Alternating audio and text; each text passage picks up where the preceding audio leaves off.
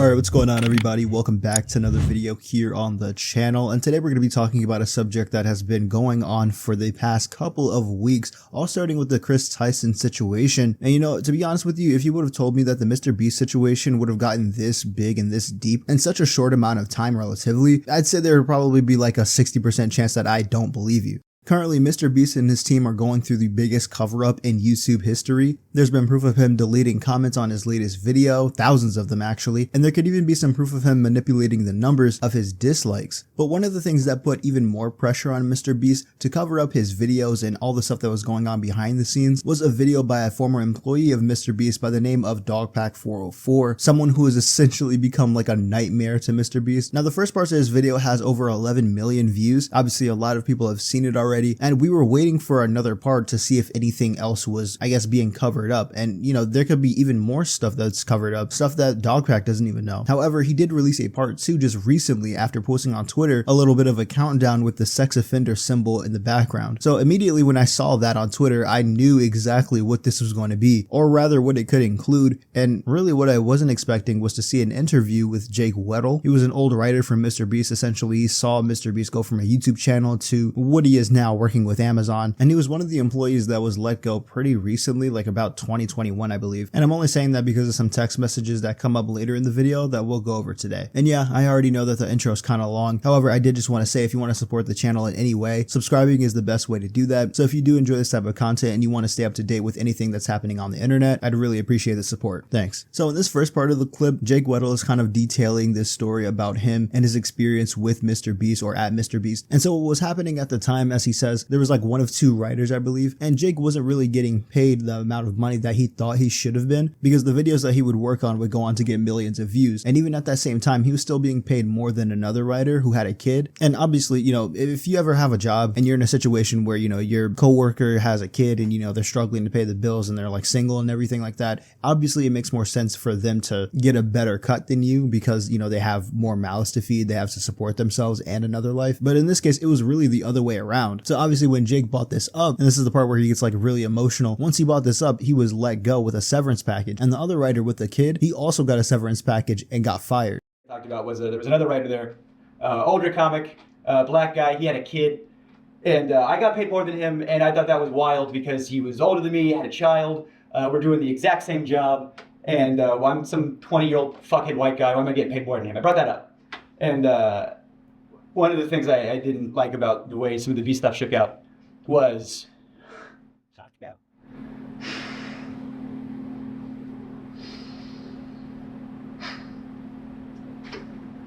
I feel really guilty about the way this like shook out.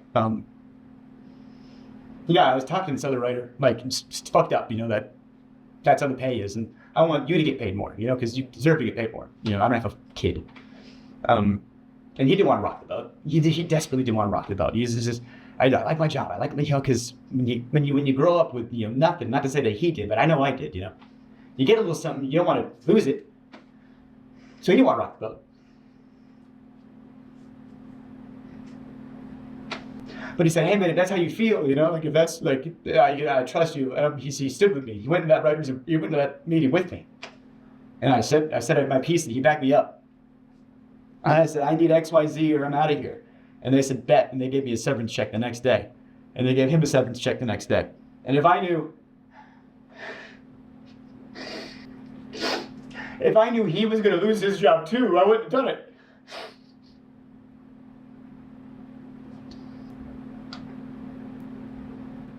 Me, I was over the moon. I was like, "You're gonna give me a check and I get to leave?" You know, I don't get to deal with the yeah. How many Orbeez can I fit up my asshole every day? You know, and I get to go home and you're gonna pay me to leave. I was over the moon, and he was devastated. He did not want. I said he just wanted to be in the room, you know. And I really regret that. But, you know, me and him are really still tight. We're still good friends. Is he doing good? Yeah, he's doing good. He's a good guy. I love that guy. He's doing good. Yeah. So maybe you was feeling better? Honestly, best thing I could have done for him. Now that he's very, very far removed from all this crazy shit, I guess. And you know, what's really funny to me about this is that earlier in the interview, when Jake is first detailing his experience at MrBeast, he was saying something to the effect of like people who suck up to MrBeast or people who like glaze him end up doing better than other people who don't, who kind of push back on his ideas or things that are proposed. And Jake admittedly was one of those guys. And you know, to me, for some reason, by the end of the video, it all just kind of made sense, especially with this tying into everything. Hopefully you guys will see what I mean. And for those who have already watched the video, hopefully you also know what I'm talking about. Some of the rules that are written and unwritten weirdly fit under the whole no doesn't always mean no thing. And by the way, this whole picture is from later on in the video, where Dogpack essentially just goes over one of the highly questionable policies that MrBeast employees are given. And essentially what I got from this is that you can always push through to someone, and because no doesn't always mean no, you can end up taking advantage of that person, business, or company through various means if you have the leverage. Do you think Jimmy really enjoys doing good and helping people? I think Jimmy wants to be the best YouTuber. I think he is laser focused on one goal. And I think whatever he has to do to achieve that goal, he'll do. And I think it was the smartest decision for him that he calculated, because he's very good with numbers. If I donate to charity, people can't say I'm shitty. If I give this homeless guy 10K, what do you mean I'm a bad guy? But I've always thought, if you're going to do something nice for somebody and you stick a camera in their face while you do it, that you didn't do a nice thing for somebody. You gained something. There was a homeless guy on the street and you saw an opportunity for yourself and your image, and you gave one guy $10,000 who needed it to eat, and now the revenue you generated from that video is way more than what you gave. I think when he's generous on camera, it's the least authentic thing in the world. There's an element of, you know, oh, hey, you're crying. That's so good for camera. You know, I'm so glad if you're crying because you're so thankful that you got XYZ, and then you go, oh, I'm so glad he needed it that bad so I could come in and, oh, can you cry more? Oh, it's so good for the camera if you could. Oh, it made me uncomfortable that I was working there, and I didn't like it, and I vocalized it sometimes, and I think that's why I wasn't on camera as much as they said I was going to be. Now this next clip sort of echoes the same sentiment that I've had for a while, and this being about people who give back only for the cameras, which, you know, obviously people have been exposed for, you know, giving to homeless people or giving to the less fortunate, or maybe even to charities, like large sums of money so that they can have their lives changed or so that they can look like a better person. Maybe they feel better on the inside. Obviously your public appearance should never be in your mind or at the forefront of your mind whenever you're giving to the less fortunate, because if that's your number one priority and you actually don't want to help people, it'll start to show through your actions, and then you'll get exposed for it, and then everyone's going to be able to see you for who you actually are. Now, as I've said before, when talking about MrBeast, I don't really watch him. I've never really been one to watch him. I've always seen his videos on the homepage, of course, and you know, I have seen some clips from the videos where he's giving a lot of money to people, and some of the stuff that was going on in the back of my mind whenever I watched those things were, I mean, could he just have done this stuff off camera? And I remember like there was this kind of thing that he would do with this certain company. I think if I'm kind of remembering correctly, I think it was like a sticker company where they would give him like large sums of money to give to homeless people. Obviously he would film it, it would help promote the company and stuff like that. But all the other times where he's given large sums of money to people who were less fortunate, and I'm not just talking about MrBeast, I'm talking about like pretty much everyone else on YouTube who does that stuff. It's like they either do it for one of two reasons, and one of them is that they actually want to spread some positivity on the internet, because as we all know, it can definitely be a very negative place. Or two, someone being a content creator. Obviously I'm familiar with the fact that, you know, while doing this stuff, you can become a pretty selfish person, or even a jealous person at that, because someone might be outperforming you or whatever, and you want what the other person has. So, you know, you might think to do whatever to get more views. And one of the things that people unfortunately do to get more views is that they fake stuff like giving $1,000 to any random homeless person, or letting a hungry homeless man get whatever he wants from a store. And so it's stuff like that that leads me to believe most of the content where you see people giving other stuff to the less fortunate is just performative in nature. And it's unfortunate because those motherfuckers are actually homeless. They're not fucking acting. And look, man, I know we make fun of a lot of people and a lot of things here on the channel, but mental disabilities and like being homeless and stuff like that, people who are down on their luck, that's pretty much where I draw the line. That's pretty fucked up. Now, a lot of you might have already heard about Rosanna Pansino. She's one that has been on MrBeast Productions before, I believe. And she's a YouTuber here with like 14.9 million subscribers, I believe, last time I checked. However, However, she's been on this like kind of campaign of exposing MrBeast ever since like the Chris Tyson allegations came out, and essentially exposing him for his lack of care of the contestants on his game shows or on his videos. She's read dozens of statements from victims who have DM'd her, and so the reason why I bring this up is because you can kind of see a trend starting to form. I don't know if this had just formed when Jake was experiencing this, but as you're about to see, I mean, Jake is going to detail his experience, or his first experience actually being a part of a video and not being cut out. And it does end up getting into some like deep shit, bro, because like the entire premise of the video, as he explains, was like 100 days in solitary confinement, which apparently is a video that is up on the channel. However, this is the redo that's actually up on the channel. The first time they actually did it was with him, and he speculates that it would be from this experience that he would develop something like insomnia, because he had already had trouble sleeping before, but because of the time-lapse shots that they would use in videos, they couldn't turn the lights off on him and allow him to like go to sleep in the dark and, you know, some peace and quiet. Not to mention like all the smells that he says that he was basically assaulted with. And ultimately it was just like a lack of care on MrBeast's part. He only really popped in every now and again to get some more shots of Jake, and then he would leave. It got a lot of hot water when it came out. It was the like surviving like $10,000 every day you survive in solitary, or surviving solitary for whatever. It was like one of those solitary confinement videos that got a lot of media attention because everybody saw the premise and thought, what? You shouldn't do that. And people don't know that was the second attempt. The first attempt was on me, and it didn't go well.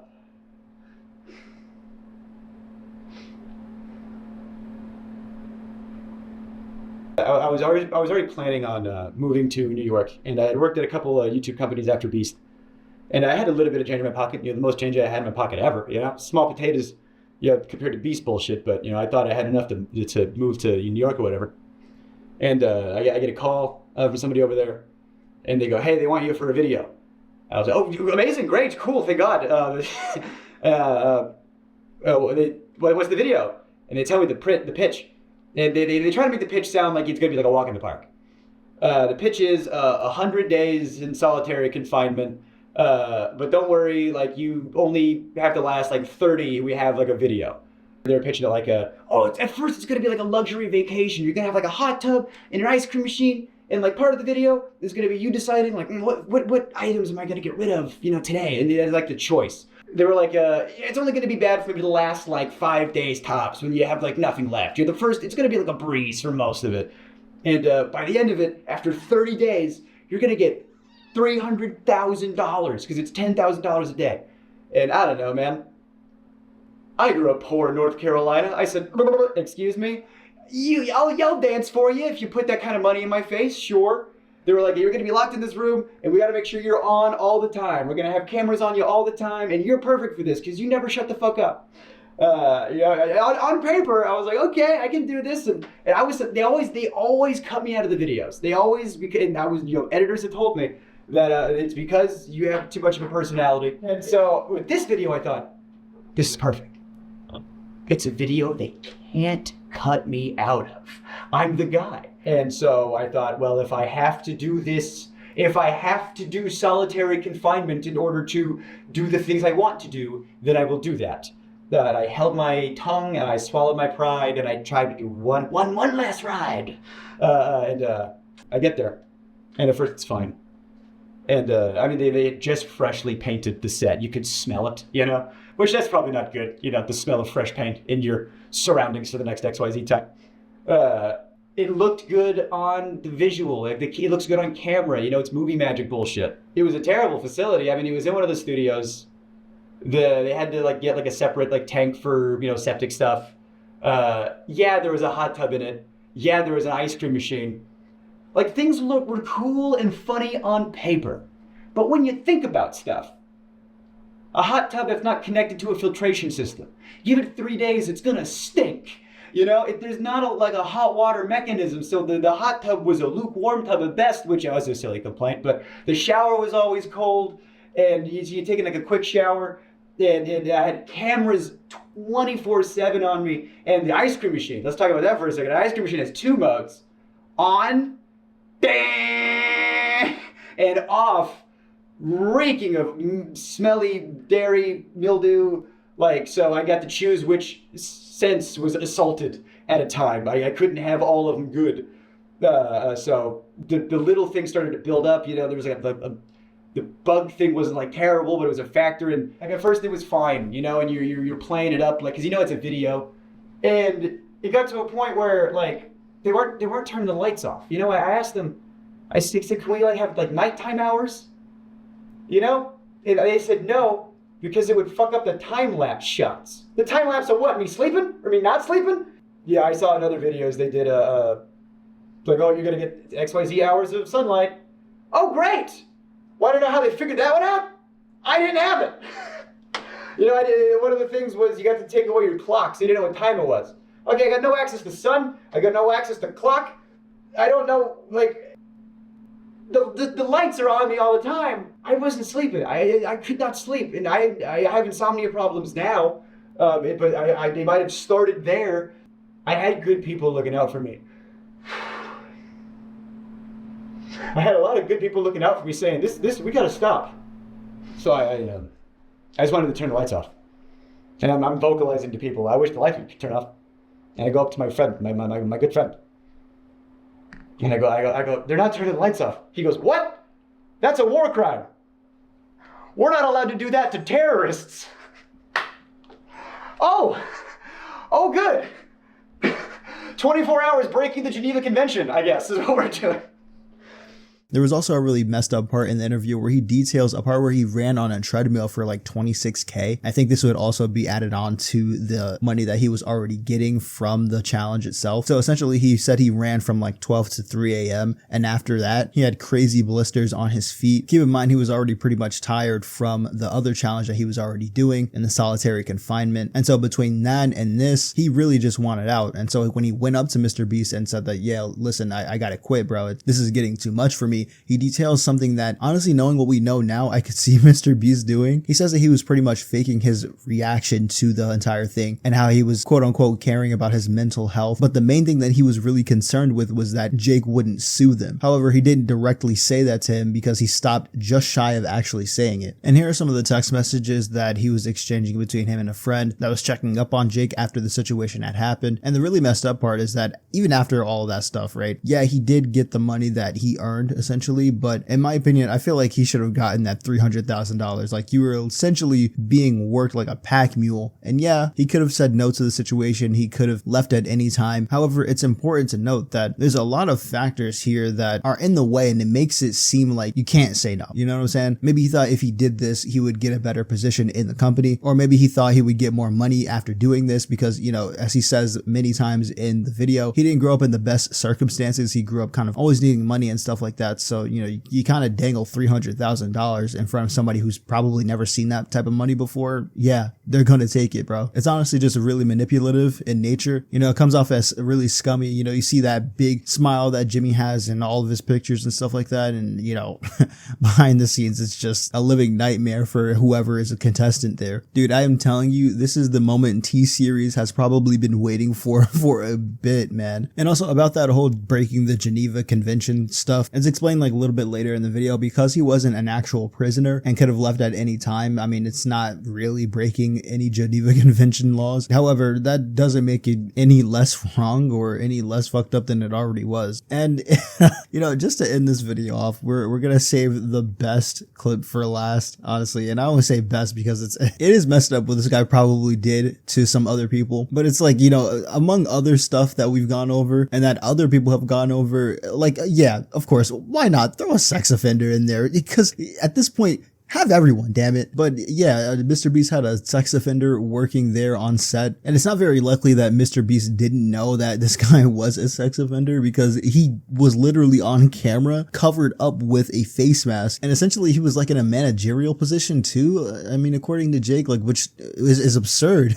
Like, first of all, the first mistake is having a sex offender who's not allowed to go back to Delaware. And by the way, that's what they name him, for doing some heinous things to alleged 1 to 11-year-olds. What the fuck? And then trying to cover it up with a face mask. And number 2, you have him managing things. What? What made you think that this guy was qualified at all to even work at MrBeast? Like, huh? Or that Jimmy was covering stuff up. He didn't want stuff to come out. You know, he's very careful about his image. You know, the tangible proof that he knew but covered it up. You know, how do you prove that, you know? Well, there was a known sex offender, registered sex offender, convicted sex offender on the registry and everything who worked there. And like you can, you know, someone pees in public, you're on the registry, you know, you get it. You can still have a job after you're on the, that's one thing. You know, you go to prison, you get rehabilitated, that's one thing. You know, like if you do your time, that's fine. I think there should be rehabilitation in this country. But that guy, from what I hear, I can't confirm or deny, from what I hear, he's on the registry for doing some not great stuff to some underage people. And they knew that. And he's working at a channel that has underage people on and around and is targeted to underage people. And they covered up the fact that not only did he work there, but he was like the manager when it all started. And you know that he knew, and because he'll be in videos, he'll be in thumbnails, he'll be around. And whenever he is, he's wearing a mask. Why would you wear a mask? Why would you conceal your face? It's like, what are you concealing? That you are a registered sex offender? And that your face can be looked up on a thing?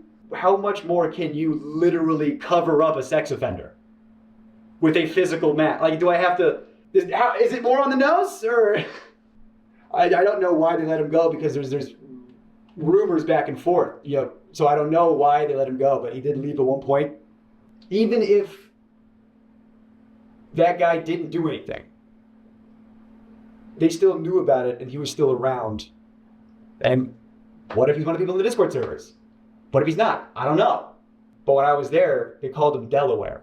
It's like, why do you call him Delaware? I didn't know. Apparently they called him Delaware because he's not allowed to go back to Delaware.